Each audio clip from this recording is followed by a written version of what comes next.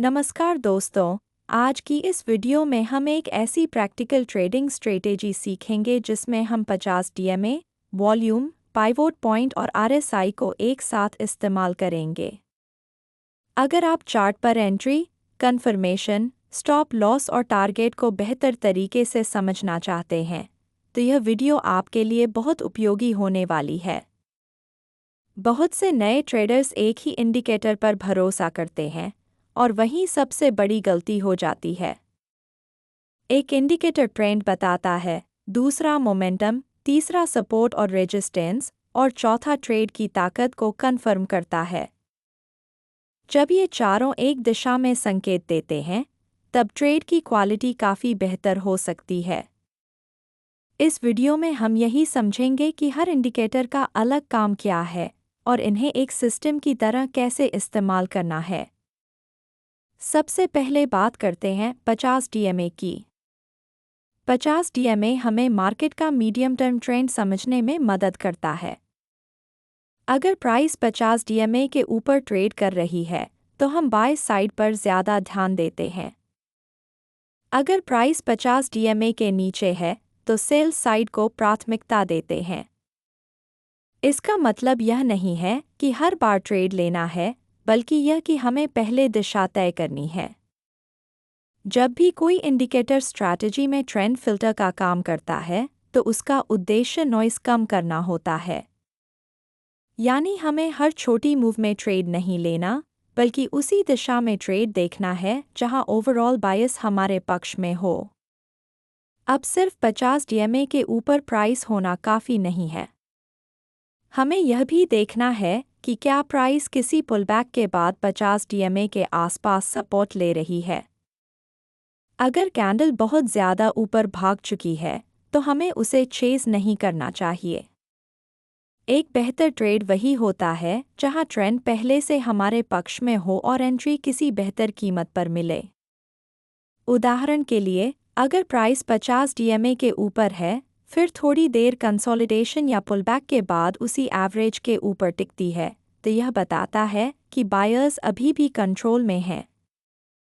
अब आते हैं पाइवोट पॉइंट्स पर। पाइवोट पॉइंट हमें चार्ट पर ऐसे लेवल देता है जहां प्राइस रुक सकती है, पलट सकती है या ब्रेकआउट दे सकती है। उदाहरण के लिए, अगर प्राइस 50 डीएमए के ऊपर है और साथ ही किसी पाइवोट या रेजिस्टेंस जोन के ऊपर स्ट्रेंथ दिखा रही है, तो यह बुलिश कंटिन्यूएशन का संकेत हो सकता है। इसी तरह अगर प्राइस पाइवोट के नीचे सस्टेन करती है, तो मार्केट वीक मानी जा सकती है। पाइवोट लेवल्स की खूबी यह है कि वे हमें चार्ट पर ऑब्जेक्टिव रेफरेंस देते हैं। यानी हम अंदाजे से नहीं, बल्कि पहले से डिफाइंड लेवल्स के आधार पर ट्रेड प्लान कर सकते हैं। पाइवोट पॉइंट्स का एक बड़ा फ़ायदा यह है कि ये एंट्री के साथ साथ स्टॉप लॉस और टारगेट प्लानिंग में भी मदद करते हैं। मान लीजिए प्राइस 50 डीएमए के ऊपर है और सेंट्रल पाइवोट के ऊपर ब्रेक करके होल्ड कर रही है। ऐसे केस में अगला रेजिस्टेंस लेवल टारगेट बन सकता है। वहीं स्टॉप लॉस ब्रेक कैंडल के लो या पाइवोट लेवल के नीचे रखा जा सकता है। इससे ट्रेड स्ट्रक्चर्ड हो जाता है, अंदाजे पर नहीं चलता। अगर प्राइस पाइवोट के ऊपर ब्रेक करके तुरंत वापस नीचे आ जाए, तो यह फॉल्स ब्रेकआउट भी हो सकता है। इसलिए लेवल के ऊपर सस्टेन करना और कैंडल बिहेवियर देखना बहुत ज़रूरी है। अब बात करते हैं वॉल्यूम की। कई बार प्राइस ब्रेकआउट तो देती है, लेकिन वॉल्यूम वीक होता है और वहीं ब्रेकआउट फेल हो जाता है। अगर प्राइस किसी इम्पॉर्टेंट पाइवोट लेवल के ऊपर जा रही है और उसी समय वॉल्यूम एवरेज से स्ट्रॉन्ग है, तो ब्रेकआउट के सक्सेसफुल होने की संभावना बढ़ जाती है। इसलिए वॉल्यूम हमारे लिए कंफर्मेशन का काम करता है। आसान भाषा में कहें तो वॉल्यूम हमें बताता है कि मूव के पीछे पार्टिसिपेशन है या नहीं। अगर प्राइस ऊपर जा रही है लेकिन वॉल्यूम कमज़ोर है, तो हमें अलर्ट रहना चाहिए। लेकिन अगर ब्रेकआउट के साथ स्ट्रॉन्ग वॉल्यूम आए, तो मूव ज़्यादा क्रेडिबल हो जाती है। अब आते हैं आरएसआई पर। RSI हमें मोमेंटम समझने में मदद करता है। इस स्ट्रैटेजी में एक सिंपल अप्रोच यह है कि बुलिश सेटअप के लिए RSI आइडियली 50 के ऊपर होना चाहिए। अगर RSI 50 के ऊपर राइजिंग है तो मोमेंटम बायर्स के पक्ष में है। लेकिन अगर RSI बहुत ऊपर ओवरबॉट जोन में है तो हमें ब्लाइंडली एंट्री नहीं लेनी चाहिए। वहाँ पुलबैक का इंतज़ार करना ज़्यादा समझदारी हो सकती है।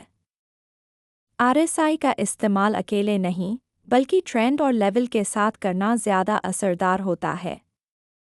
यानी RSI सिर्फ यह नहीं बताएगा कि मार्केट स्ट्रॉन्ग है, बल्कि यह भी बताएगा कि क्या उस समय ट्रेड लेने की टाइमिंग ठीक है या नहीं। अब पूरी स्ट्रैटेजी को एक साथ जोड़ते हैं। सबसे पहले देखें कि प्राइस 50 DMA के ऊपर है या नहीं। दूसरा, प्राइस किसी इम्पॉर्टेंट पाइवोट लेवल के ऊपर होल्ड कर रही है या नहीं। तीसरा, ब्रेकआउट या बाउंस के समय वॉल्यूम स्ट्रॉन्ग है या नहीं। चौथा, RSI 50 के ऊपर है या नहीं।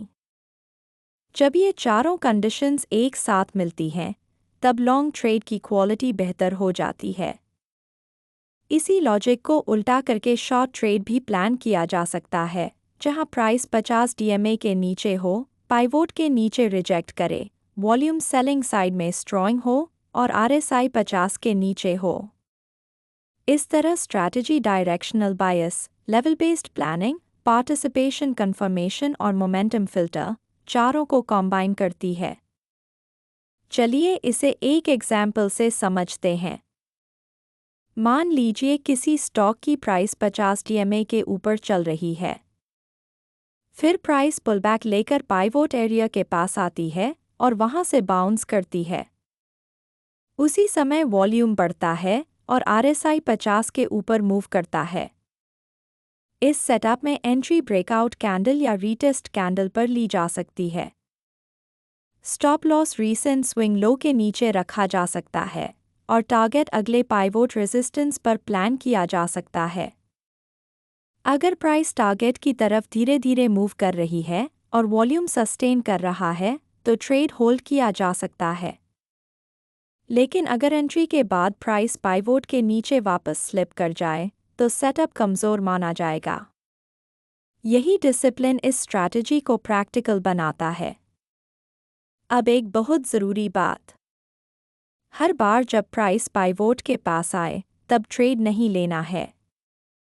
अगर प्राइस 50 DMA के नीचे है लेकिन आप सिर्फ एक ग्रीन कैंडल देखकर लॉन्ग ले लेते हैं तो रिस्क बढ़ जाता है। उसी तरह अगर ब्रेकआउट हो रहा है लेकिन वॉल्यूम वीक है तो ब्रेकआउट फेल हो सकता है। और अगर RSI 50 के नीचे है तो बुलिश मोमेंटम की कंफर्मेशन नहीं मिलती। इसलिए लो क्वालिटी सेटअप को छोड़ देना भी ट्रेडिंग स्किल का हिस्सा है। अच्छी स्ट्रैटेजी सिर्फ एंट्री नहीं सिखाती बल्कि यह भी सिखाती है कि कब ट्रेड अवॉइड करना है। अब रिस्क मैनेजमेंट की बात करते हैं। चाहे स्ट्रैटेजी कितनी भी अच्छी हो, अगर स्टॉप लॉस क्लियर नहीं है और पोजीशन साइजिंग गलत है तो रिजल्ट खराब हो सकता है।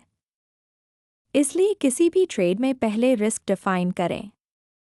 एंट्री लेने से पहले यह तय करें कि स्टॉप कहाँ होगा, टारगेट कहाँ होगा और अगर ट्रेड फेल हो गया तो अकाउंट पर उसका कितना असर पड़ेगा। प्रोफेशनल्स इंडिकेटर से पहले रिस्क को रिस्पेक्ट करते हैं। यही चीज़ लॉन्ग टर्म सर्वाइवल का सबसे बड़ा फैक्टर है। सबसे ज़रूरी बात यह है कि किसी एक इंडिकेटर पर डिसीजन मत लीजिए। 50 DMA ट्रेंड बताएगा, पाइवोट पॉइंट लेवल्स बताएगा, वॉल्यूम कन्विक्शन बताएगा और RSI मोमेंटम बताएगा। जब अलाइनमेंट मिलता है तभी ट्रेड लेना ज़्यादा सुरक्षित और डिसिप्लिन्ड अप्रोच बनता है।